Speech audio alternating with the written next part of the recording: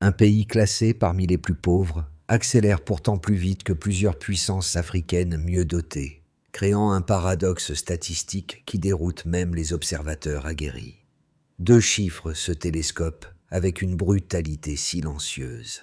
Des décennies figées, puis en 3 ans, une poussée fulgurante que personne n'avait anticipée, comme si la courbe elle-même avait changé de logique. Que signifie pour vous cette rupture incarnée par Ibrahim Traoré? Et surtout, ce qu'elle révèle sur la fragilité ou la solidité réelle d'un modèle national.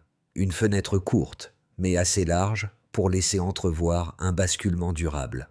Cette rupture inattendue s'accompagne d'une promesse qui s'est imposée dès les premiers mois. Transformer un pays longtemps dépendant en une nation capable de produire, réparer et décider par elle-même. Le bénéfice annoncé, retrouver une autonomie fonctionnelle en 5 chantiers vitaux, agit comme un cadrage simple mais décisif pour comprendre la trajectoire qui suit. Dans cette logique, l'enjeu n'est pas seulement institutionnel. Il conditionne la manière dont l'État, les villages, les coopératives et les services publics réapprennent à fonctionner sans attendre un soutien extérieur constant. Et si le véritable risque n'était pas d'avancer trop vite, mais de rester immobile alors que les fenêtres historiques se referment. Ce qui se joue ici dépasse la question d'infrastructure. C'est la possibilité de replacer la dignité au centre de la mécanique collective. Chaque chantier raté peut réduire à néant plusieurs années de cohérence naissante. Chaque réussite, au contraire, peut repositionner le Burkina Faso comme un modèle inattendu du Sahel, capable d'influencer l'équilibre régional. Cette tension, entre une chance rare et un risque réel, constitue le cadre dans lequel s'inscrit la suite du récit. Le premier reveal clarifie enfin la question suspendue depuis l'ouverture. Ce changement n'est pas le produit d'un hasard politique, mais celui d'une mécanique volontaire que Ibrahim Traoré a fait converger autour de 5 besoins vitaux. Et un chiffre, posé comme un pivot, rend cette mécanique lisible. Plus de 300 000 habitants ont vu leur quotidien basculer grâce à l'électricité, à l'eau et aux infrastructures locales, donnant une matérialité immédiate à ce qui aurait pu rester un programme abstrait. À partir de ce point, le contexte se réorganise. Le Burkina Faso évoluait dans une fragilité structurelle, une agriculture dépendante d'importations volatiles, une énergie limitée à quelques zones privilégiées, une santé vulnérable au moindre blocage logistique, un logement sous-financé et une finance entièrement tournée vers des circuits extérieurs. Chaque secteur reposait sur un fil tendu depuis l'étranger, réduisant la marge de manœuvre du pays à presque rien. C'est que cette accumulation de vulnérabilité qui explique pourquoi une simple rupture d'approvisionnement pouvait paralyser une région entière, parfois en quelques jours seulement. Le basculement lancé par les 5 besoins vitaux fonctionne alors comme un renversement méthodique. Reprendre les leviers essentiels un à un, relier les chantiers entre eux, produire localement ce qui était jusqu'alors importé. L'agriculture cesse d'être une activité isolée. Elle alimente désormais des usines locales. L'énergie ne se contente plus d'alimenter quelques centres urbains. Elle étend un socle productif jusque dans les villages. L'eau quitte le statut de ressource aléatoire pour devenir un instrument de stabilité. La finance, enfin, se territorialise. Les flux cessent de fuir et commencent à circuler en interne. Cette logique n'est pas idéologique, elle est pragmatique. Produire, transformer, relier, sécuriser, financer. Et ce principe d'enchaînement crée la cohérence que les observateurs peinaient jusque-là à percevoir. À mesure que ces maillons se mettent en place progressivement, le changement cesse d'être une succession d'annonces. Il devient un système où chaque segment renforce le précédent, comme si une inertie nouvelle se construisait de l'intérieur. Pour comprendre comment cette dynamique s'est enracinée, il faut suivre ceux qui en incarnent les premiers effets, concrets. Leur trajectoire montre que la transformation ne s'arrête pas au bilan officiel. Elle commence dans les gestes ordinaires de celles et ceux qui travaillent, enseignent ou produisent chaque jour. Le premier microcas vient de Kouougou.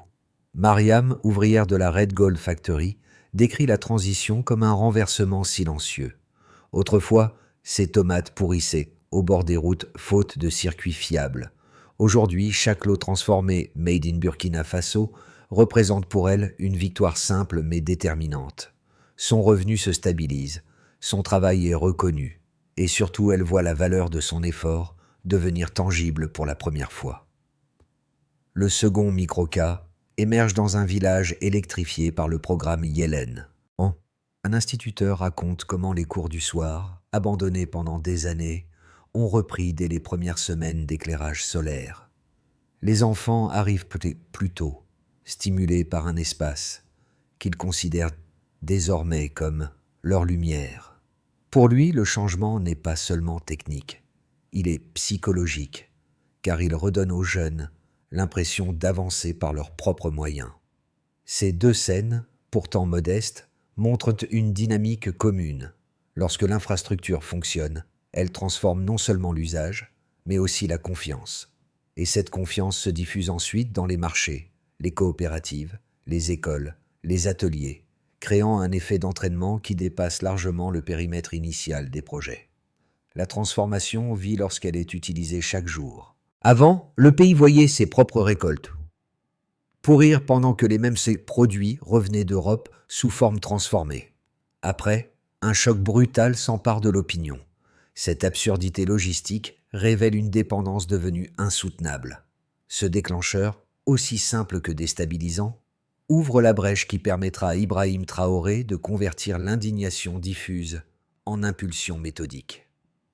Quicheroy, le déclencheur. Tout commence donc dans ce moment d'inconfort national.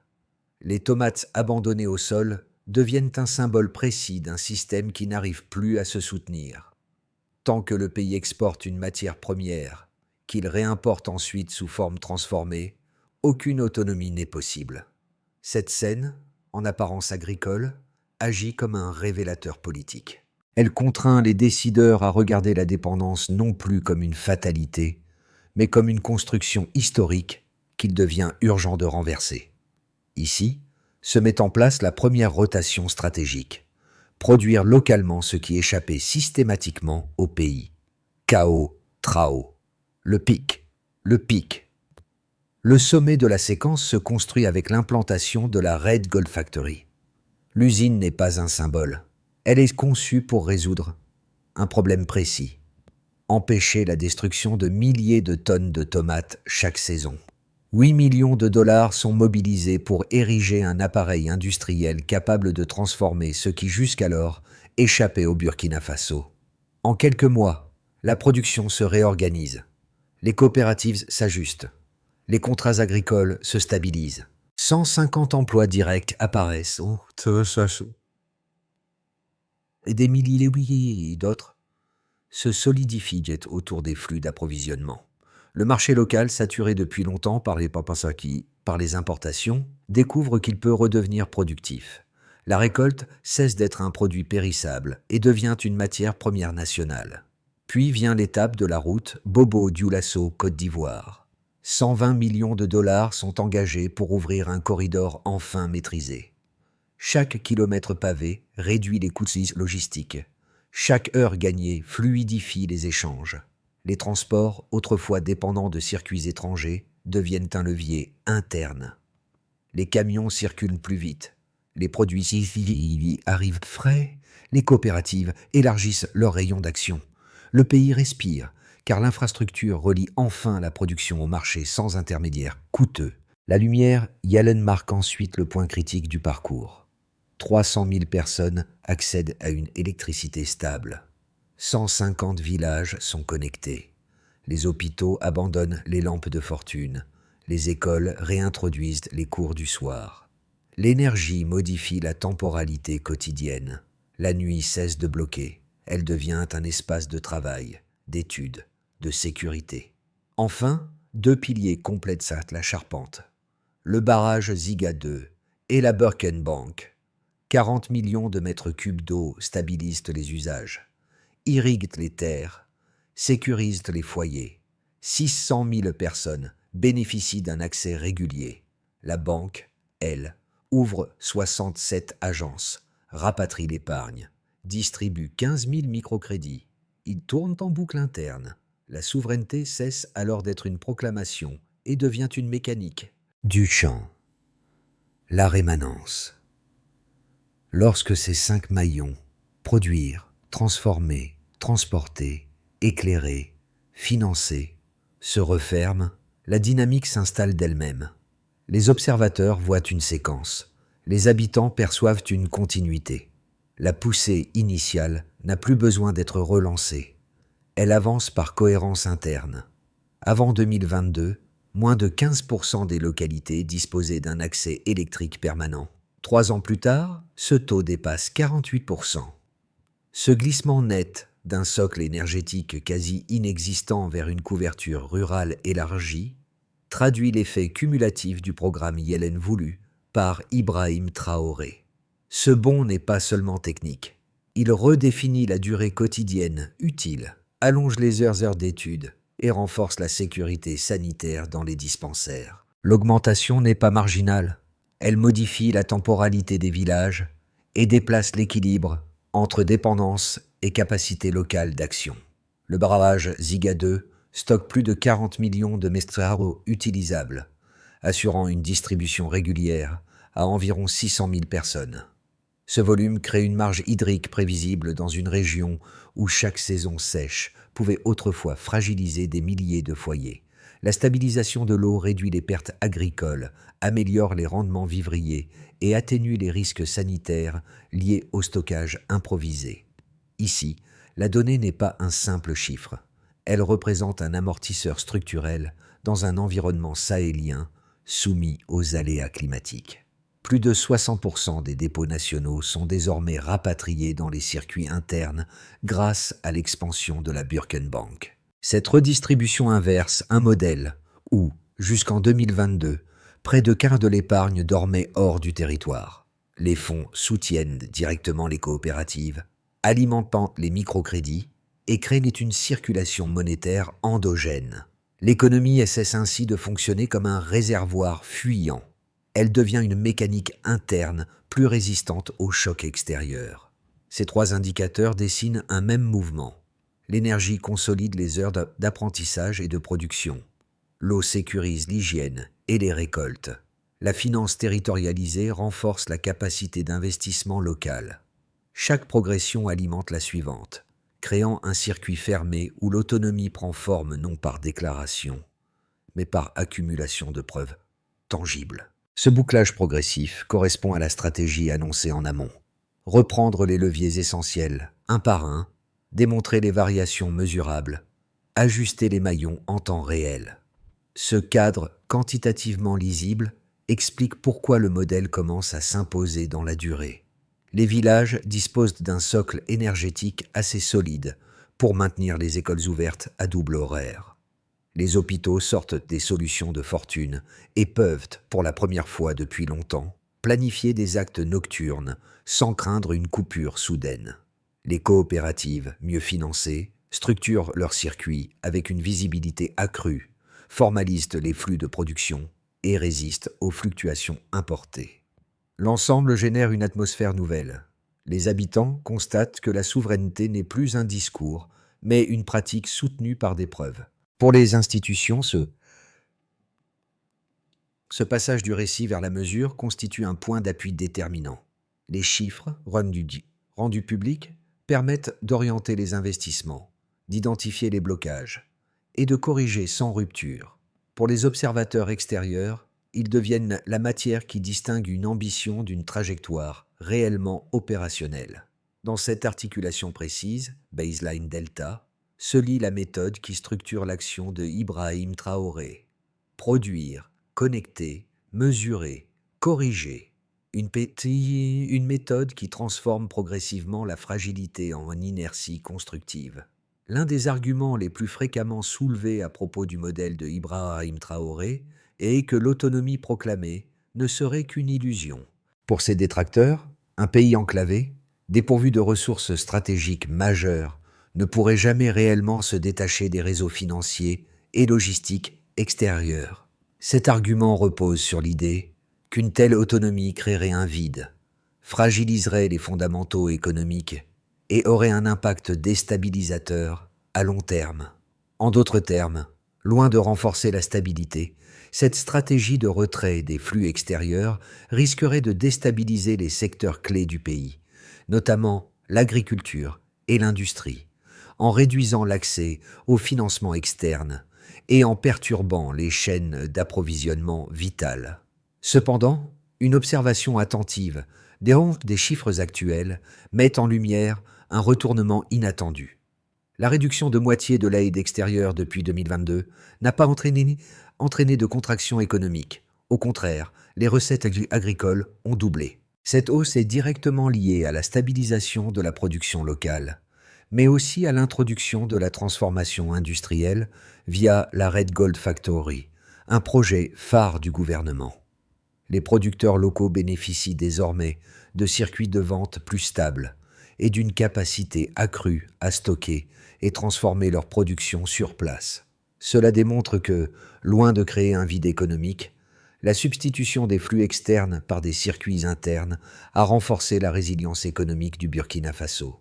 De plus, la dynamique observée dans les secteurs clés comme l'agriculture, la santé et l'énergie met en évidence un renversement des attentes. Les écoles restent ouvertes toute l'année grâce à l'éclairage solaire. Les dispensaires, autrefois à la merci de coupures de courant imprévisibles, fonctionnent désormais de manière plus stable et peuvent offrir des soins de nuit. Les marchés locaux, eux, bénéficient de la production transformée localement, ce qui entraîne une réduction des coûts de production et une plus grande stabilité des prix. Ce que ces exemples montrent, c'est qu'au lieu de fragiliser l'économie, l'autonomie est en train de la rendre plus robuste, tout en permettant une expansion progressive des capacités locales. Ainsi, face à l'objection selon laquelle le modèle affaiblirait la croissance et l'équilibre interne, les données réelles suggèrent le contraire. Une autonomie bien orchestrée peut au contraire renforcer l'indépendance économique, créer des emplois et stabiliser les secteurs stratégiques. Le modèle de Ibrahim Traoré montre que l'on peut réussir à se réorienter vers une production locale tout en maintenant une croissance durable.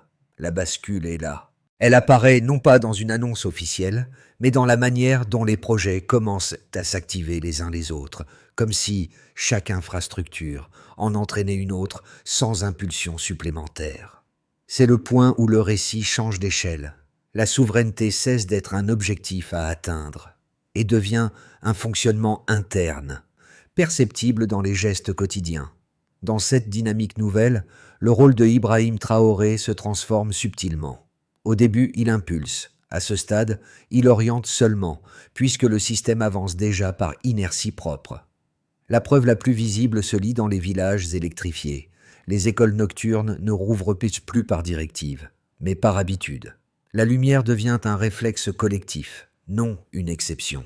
La finance locale montre le même glissement. Les microcrédits de la Birkenbank, diffusés là, au départ avec prudence, circulent aujourd'hui comme un automatisme économique.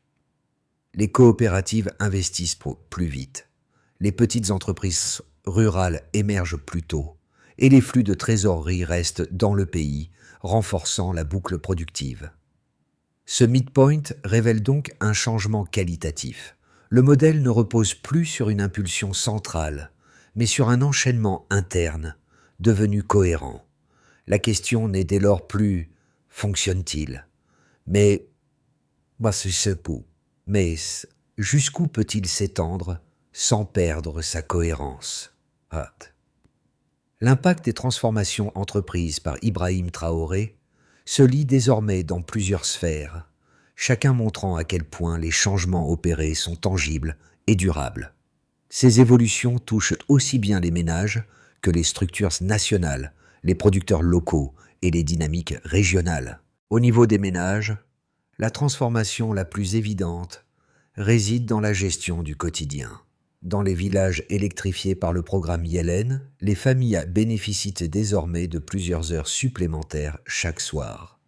Les enfants, loin de se contenter de quelques heures de lumière naturelle, étudient désormais sous des lampes solaires locales.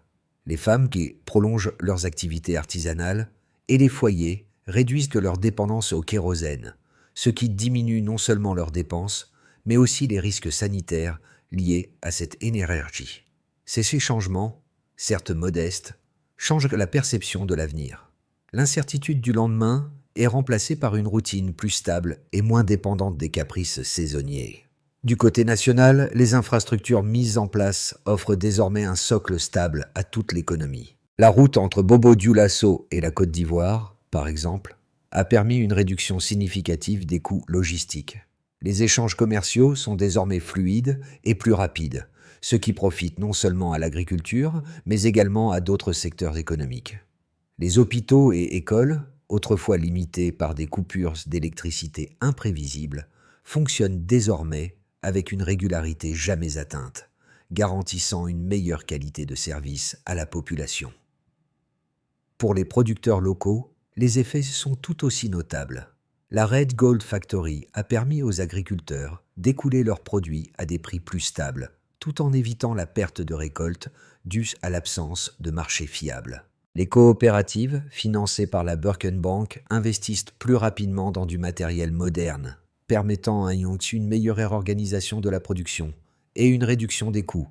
Le stockage d'eau du barrage Ziga 2 permet également de sécuriser les saisons sèches et améliore les rendements, tout en réduisant la vulnérabilité des cultures vivrières. L'autonomie locale devient une réalité palpable et bénéfique. Enfin, au niveau régional, le modèle burkinabé commence à attirer l'attention des pays voisins, notamment le Mali, le Niger et la Guinée. Les corridors commerciaux sahéliens, autrefois centrés sur des échanges avec le Nord, commencent à se réorienter pour privilégier des échanges régionaux, plus équitables et moins dépendants des routes commerciales européennes. Les pays voisins observent cette évolution et certains commencent même à tester des adaptations du modèle de Ibrahim Traoré. Ce phénomène crée un effet d'entraînement diplomatique où la stratégie burkinabé, sobriété, discipline et bilan public, devient un modèle à suivre, réduisant ainsi la dépendance collective à l'égard des puissances extérieures. Ces évolutions dans ces 4 domaines montrent une cohérence nouvelle, dont les effets se répercutent bien au-delà des frontières du Burkina Faso. L'ensemble du système devient un cercle vertueux, interconnecté et autonome, renforçant la résilience du pays dans un contexte mondial de plus en plus instable.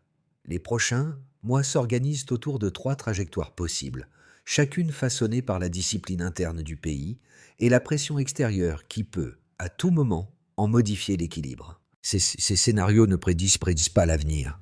Ils décrivent les chemins crédibles qui se dessinent à partir des dynamiques enclenchées sous l'impulsion méthodique d'Ibrahim Traoré.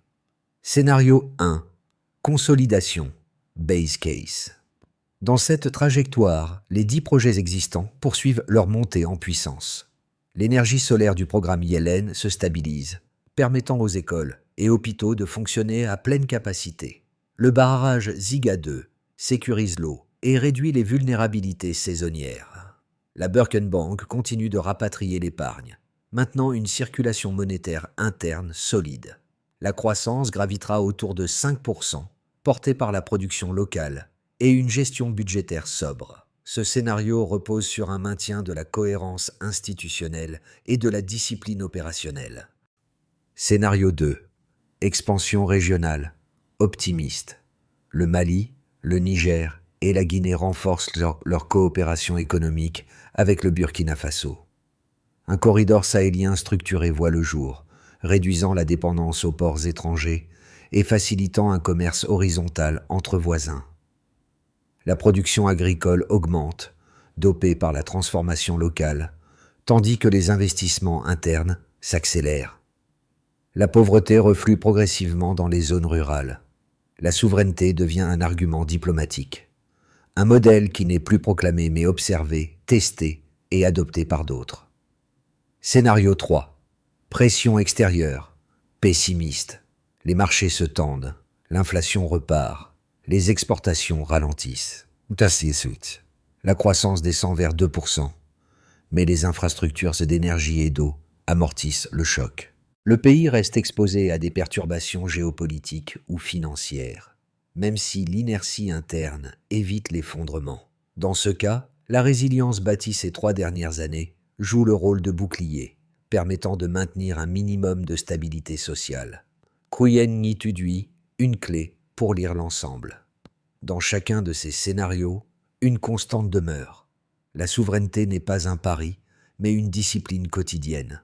Penser en termes de cohérence, plutôt qu'en termes d'événements, permet de comprendre pourquoi les trajectoires peuvent diverger sans que le modèle lui-même ne se délite.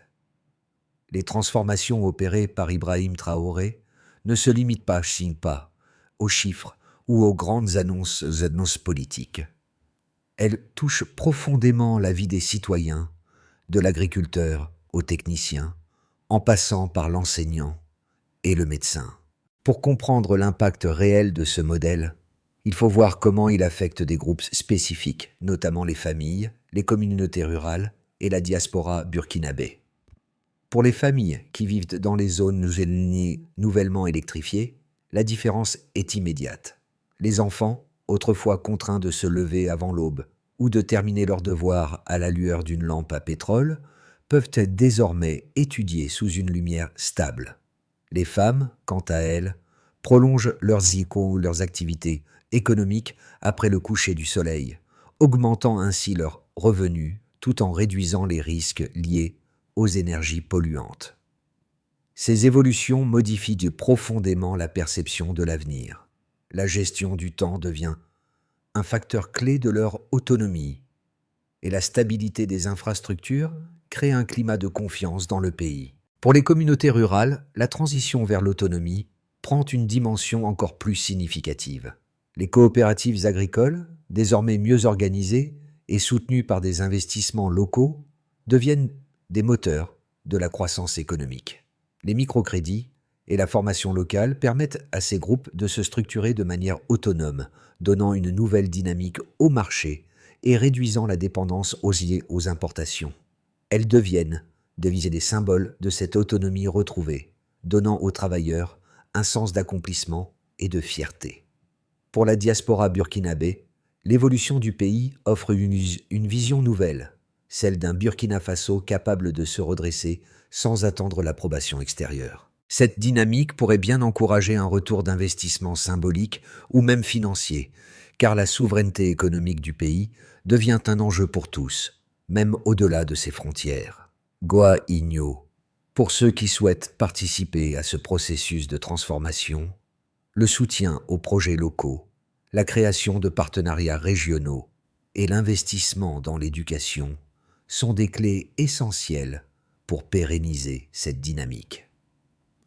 La méthode défendue par Ibrahim Traoré s'appuie sur une logique reproductible, des gestes simples, alignés, capables de transformer progressivement un territoire.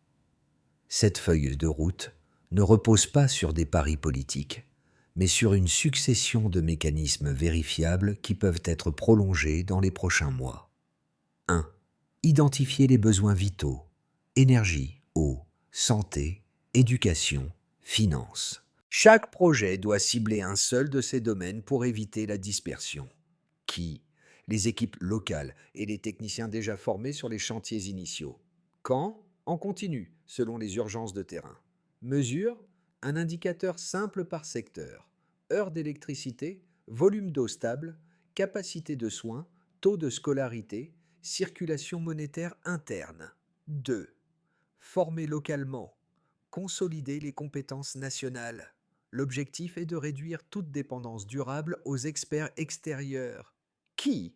Les centres techniques nationaux appuyés par les équipes des premiers projets.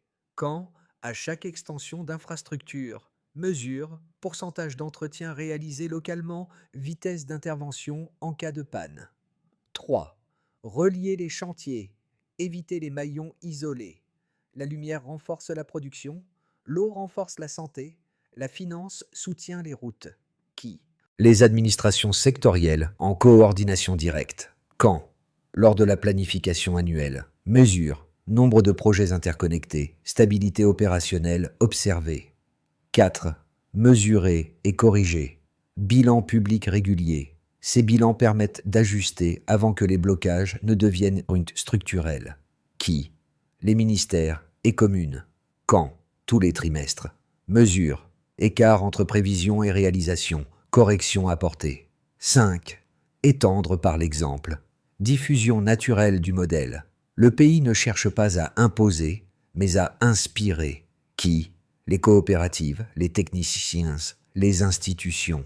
Mesure, nombre de duplications locales et demandes régionales d'observation. Cette méthode fournit une architecture durable, capable de s'ajuster sans se rompre. Dans les villages électrifiés, la lumière n'est plus simplement un moyen de voir, mais un symbole de la transformation silencieuse qui prend place. Le geste de Mariam, dans la Red Gold Factory, devient un reflet de ce changement discret mais profond. Elle quitte son poste avec les mains encore marquées par l'odeur métallique des tomates. Mais cette fois, elle porte avec elle un sentiment de victoire durable. Chaque récolte est une promesse de stabilité. Chaque kilo transformé est un pas de plus vers l'autonomie collective. Ce n'est plus seulement le produit, mais l'effort collectif qui trouve sa valeur. Le Burkina Faso avance à un rythme qu'aucun discours politique n'aurait pu atteindre. Ce n'est pas dans les grandes déclarations, mais dans les gestes quotidiens, dans le travail de ceux qui, comme Mariam, contribuent à bâtir le pays brique par brique, que se trouve la véritable force du modèle.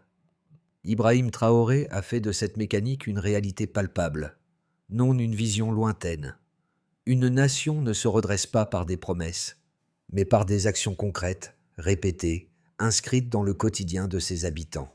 La transformation du Burkina Faso, sous l'impulsion de Ibrahim Traoré, montre que la souveraineté ne se construit pas en un jour. Elle se forge au quotidien, dans chaque acte posé par les citoyens, qu'ils soient ouvriers, enseignants, agriculteurs ou techniciens.